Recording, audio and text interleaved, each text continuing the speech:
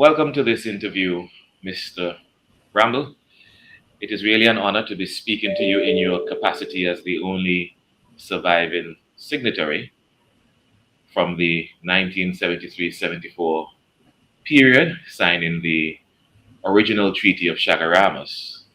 You signed the treaty in St. Lucia on 17th April 1974 at a special conference of heads of government of the Commonwealth Caribbean countries for the purpose of signing the treaty establishing CARICOM.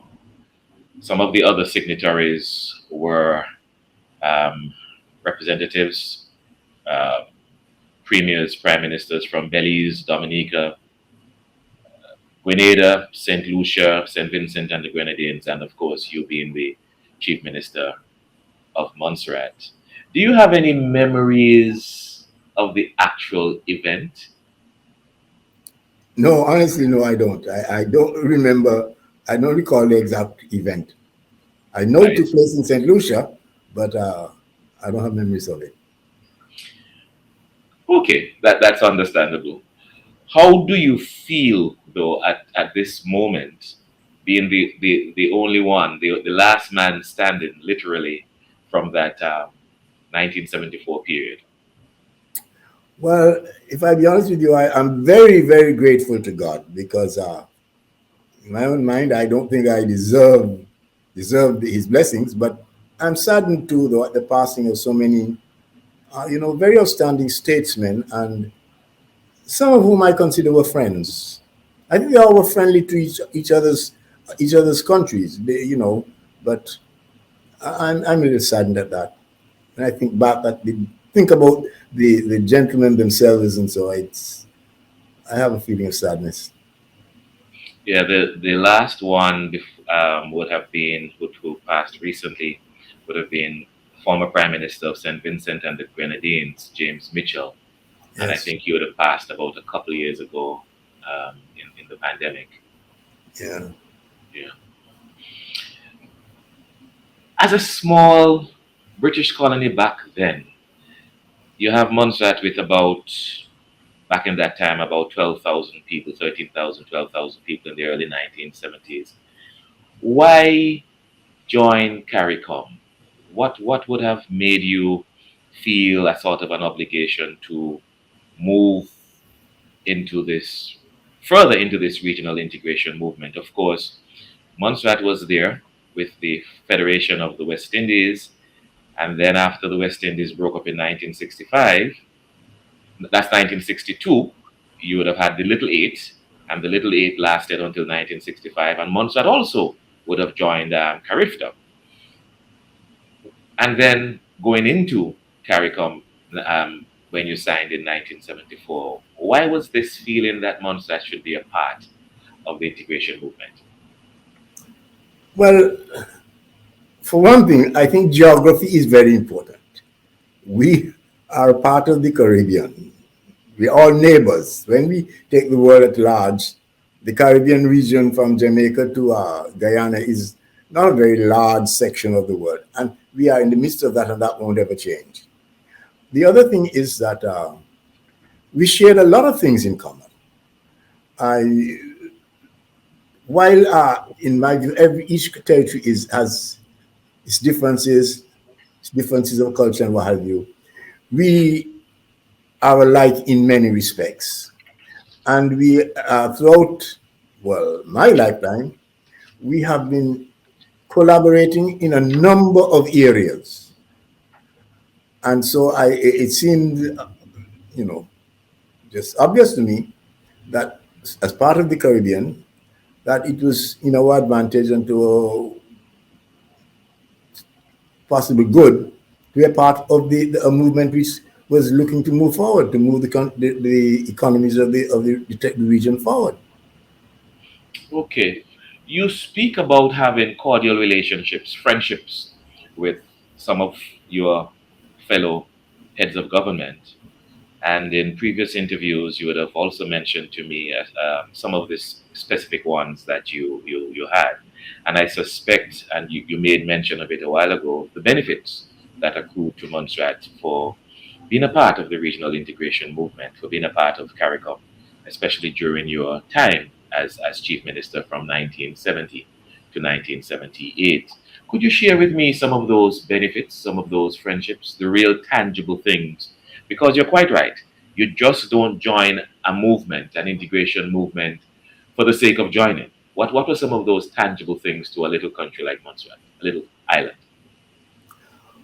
Uh, okay, in terms of direct benefits to Montserrat, the government of Guyana opened its teacher training institutions to Montserratans. We were offered as many places as we could fill, all expenses paid. All we had to do was to pay the passages of the teachers and send them. And they were, from beginning to end, the education was free. In addition to that, we had scholarships for training agricultural officers, pharmacists, and we also had several technical assistance experts in the field of human relations, community development activities.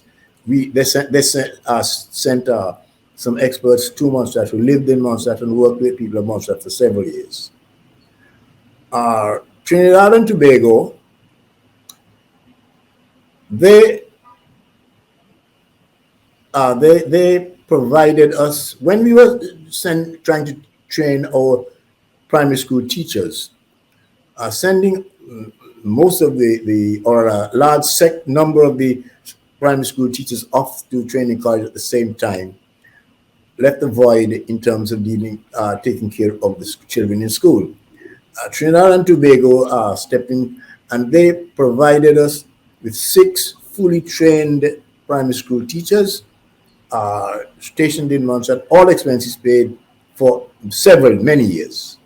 The agreement was that this would be indefinite, would be as long as they were needed. And that was a great benefit to us. Trinidad and Tobago also gave us a cash donation of 100,000 EC dollars. At that time, for us, that was a lot of money to finance our, what put it? We were exploring the options and possibilities to determine how we might advance industrial production in Montserrat. And they provided funds which, were at our discretion to assist with, gathering information in this area. Yes. Barbados also allowed us free places in their teacher training institutions for our primary school teachers. And Jamaica provided us with our personnel, improved our management capacity, post office and other areas of our public service. And they provided some skilled individuals. They provided some on a permanent basis, and there were other areas where they had experts coming in on short periods of time, 3 months and that sort of thing, like netball trainers and things of that nature. Interesting. I note that you speak specifically to the more developed countries at the time in CARICOM. That's Barbados, Jamaica, Trinidad, Tobago, and Guyana, in terms of the capacity that they had to assist. And these were real meaning. You also made mention to me of a relationship you had with Prime Minister Eric Williams of Trinidad and Tobago. You all were friends that close?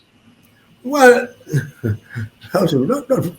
we were, in terms of regional business, the issues of national development and that area. I could call Dr. Williams and talk to him about what was going on. He was particularly interested in the cotton industry in Montserrat because he said to me that he could only wear cotton underwear. Yeah. No. This is what he said. He had an allergy to synthetic stuff, so he had a deep interest in the cotton industry, and he was aware that the cotton produced in Montserrat, that the farmers of Montserrat got only a tiny fraction of the value of the cotton they produced. And he did raise the question of whether or not there might be any feasibility of pursuing some refining of the cotton in Montserrat rather than it all happening in England. This didn't get very far because I didn't remain sufficiently long in office for that to mature. But these were these things that we talked about. Whatever was going on in Montserrat, we were able to talk about it, and if he had any ideas, he would suggest them, and that sort of thing. What about the others, like the late Michael Manley and Errol Barrow and Burnham? You had that same sort of a relationship to call Well, them on the phone? I could call Mr. Burnham on the phone. You can call him on the phone and ask him. That did happen several times. I've never called Mr. Manley on the phone, but I've written to him and had exchange of letters, and he's always responded positively to something that Monster needed or that could be done. He could